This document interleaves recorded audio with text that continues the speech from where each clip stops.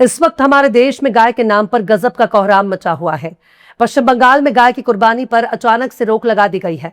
काफी शर्तें थोप दी गई हैं। यानी अब गाय की कुर्बानी अगर करनी है तो सरकार की कड़े शर्तों के तहत ही कुर्बानी होगी। ऐसे में बंगाल के बड़े बड़े पशु बाजार, जानवरों के मार्केट बिल्कुल सुनसान पड़े हैं, क्योंकि मुसलमान खरीदारी के लिए जा ही नहीं रहा। मुसलमान अगर बकरा ईद पर गाय की कुर्बानी करने से गुरेज कर रहा है, गाय की सियासत से ही दूर भाग रहा है, तो फिर गाय कैसे बिकेगी? अगर गाय नहीं बिकेगी, गाय की कुर्बानी नहीं होगी, तो फिर हिंदू कारोबारियों का क्या होगा, जिनका रोजगार ही गाय की कुर्बानी पर टिका हुआ है? उनका तो दिवाला निकल जाएगा।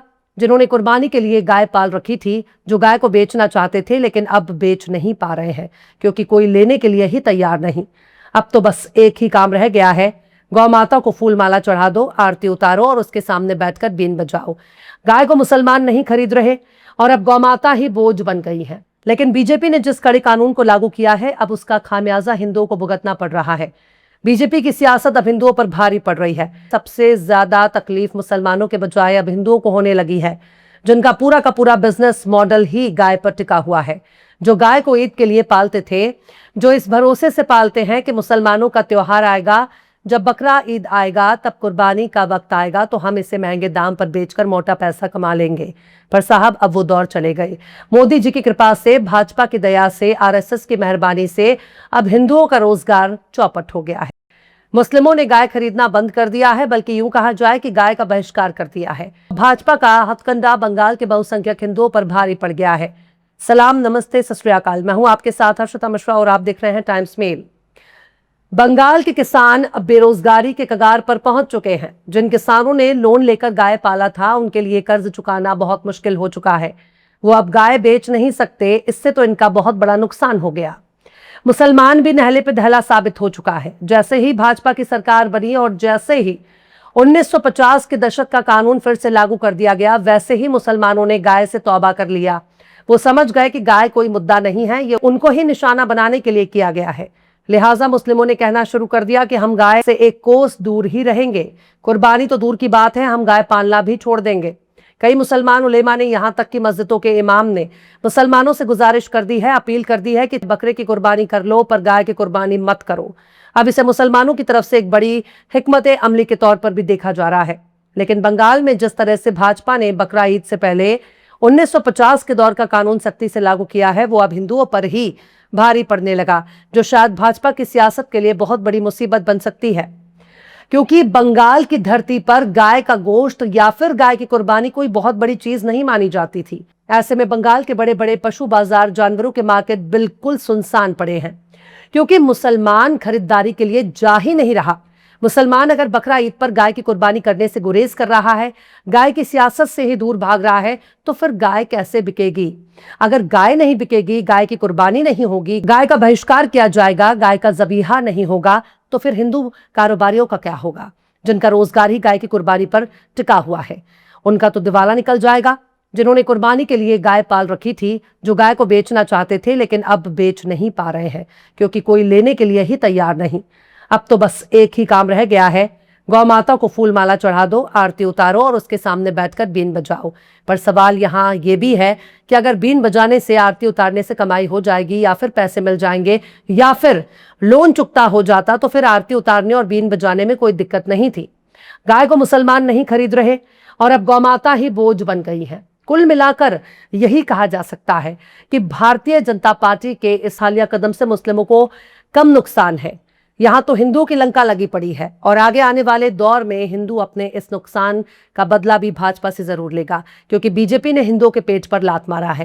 हिंदू मुस्लिम के सामाजिक ताने बाने पर गौर ही नहीं किया।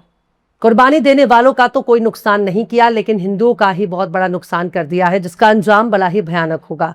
और अभी से ही इसके आसार नजर आने लगे हैं, क्योंकि गाय बिक नहीं रही, लोन सर पर चढ़ रहा है, गाय को चारा खिलाने हैं।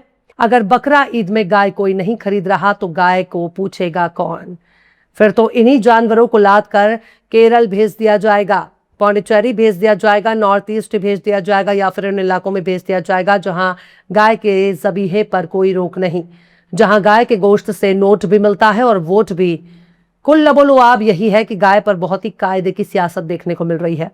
अब तो मुस्लिम लीडर भी कहने लगे हैं, अब तो मुस्लिम रहनुमा और मुस्लिम उलेमाओं ने भी गाय को राष्ट्रमाता घोषित करने की मांग कर दी है। अब मुस्लिमों ने पूरे देश में गाय की हत्या पर रोक लगाने की मांग कर दी है। और पर यही मांग देश की सियासत के गले नहीं उतर रहा। देश भर में गाय की हत्या पर रोक लगाने की मांग से बीजेपी और संघ परिवार की सांस गले में अटक गई है। पर बात बहुत दूर तक निकल चुकी है साहब। बाकायदा इंडियन एक्सप्रेस ने 20 मई को अपनी एक स्टोरी लिखी है। रवित भट्टाचार्य ने पश्चिम बंगाल के पशु मेले की ग्राउंड रिपोर्ट पेश की है, जिससे पता चलता है कि भाजपा सरकार के नोटिफिकेशन के बाद पोलर हाट, गोरू घाट और दूसरे पशु बाजार बिल्कुल सूने पड़ गए हैं, सुनसान पड़े हैं। वहां कोई खरीदार भी नहीं है और ना ही पहले के जैसी गाय नजर आ रही है। हर बार बकरा ईद से पहले रोजाना 2000 गाय बिकती थी, अब बमुश्किल ही 10, 12, 24 गाय नजर आ रही हैं। हिंदू पशुपालक कारोबारी ज्यादातर घोष कम्युनिटी से ताल्लुक रखते हैं। इन हिंदुओं ने लोन लेकर इस उम्मीद में गाय पाला था कि बकरा ईद पर काफी मुनाफा होगा, लेकिन अब वो लोन चुकाना मुश्किल हो गया है। रोजाना गाय को चारा खिलाने का खर्च भी वो बर्दाश्त नहीं कर सकते। इंडियन एक्सप्रेस से बात करते हुए घोषपाड़ा साउथ 24 परगना के सुधन घोष कहते हैं कि मैंने 4% ब्याज पर 5 लाख का लोन लिया है। 10 गायों में से 9 गायों को बेचकर लोन चुकाना है। अब लोन चुकाना बहुत मुश्किल लग रहा है। हर गाय पर रोजाना 500 रुपए चारे में खर्च होता है।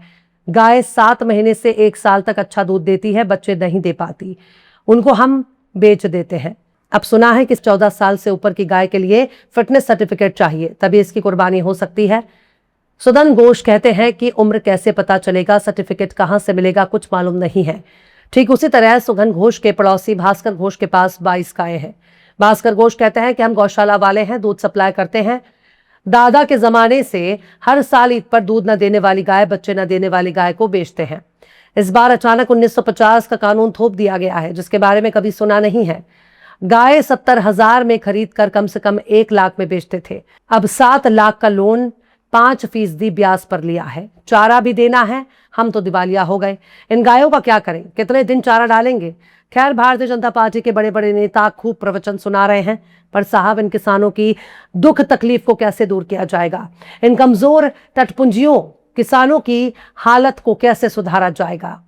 जिन कारोबारियों का रोजगार जानवरों पर टिका है, जो गाय का दूध बेचते हैं, बच्चे न देने वाली या दूध न देने वाली गाय को कुर्बानी के लिए बेच देते हैं या गोश्त के लिए बेच देते हैं, आखिर वो इन गायों का करे तो करे क्या। भूखे रख नहीं सकते क्योंकि गाय दुबली हो जाएगी, फिर रेट भी नहीं मिलेगा। आखिर में यही होगा कि इन तमाम गायों को कम कीमत पर बांग्लादेश की तरफ शिफ्ट कर दिया जाएगा या फिर उन राज्यों में बेच दिया जाएगा जिन राज्यों में गाय का ज़बीहा हलाल है, जहां गाय के कत्ल पर कोई रोक टोक नहीं।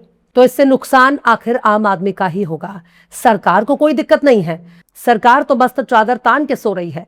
उसके नेता लंबे लंबे प्रवचन सुना रहे हैं, गाय के कत्ल पर पूरे देश में बैन लगाया जाना चाहिए। लेकिन ये नहीं चलेगा कि जब केरल में वोट मांगना हो तब भाजपा का उम्मीदवार कहे कि हमको वोट दो, हमारी पार्टी को जिताओ, हम सत्ता में आएंगे तो ताजा ताजा बीफ देंगे। फिर ये नहीं चलेगा कि नॉर्थ ईस्ट में यमी और उत्तर भारत में मम्मी कहा जाए। फिर यह भी नहीं चलेगा कि हम गोवा में बीफ की कमी नहीं होने देंगे, जरूरत पड़ी तो दूसरे स्टेट से बीफ का इंतजाम करेंगे। फिर यह भी नहीं चलेगा कि हर किसी को अपनी खुद की आजादी है, जिसे जो खाना है खाए, जिसे जो नहीं खाना है ना खाए, क्योंकि ये डायलॉग वक्त और हालात के मुताबिक बदलते रहते हैं, इलेक्शन के हिसाब से बदलते रहते हैं। अगर नॉर्थ ईस्ट में इलेक्शन है तो गाय कटनी चाहिए, अगर उत्तर भारत में इलेक्शन है तो गाय जानवर नहीं गौ माता है। पर साहब थोड़ा ठहरिए, इंतजार करें, हो सकता है कि पश्चिम बंगाल की भाजपा सरकार के तेवर नरम पड़ जाए, क्योंकि सब कुछ तो वोट बैंक पर टिका हुआ है। अगर वोट बैंक नाराज हो जाएगा, भाजपा के सुर भी बदल जाएंगे। फिलहाल इस खबर में बस इतना ही।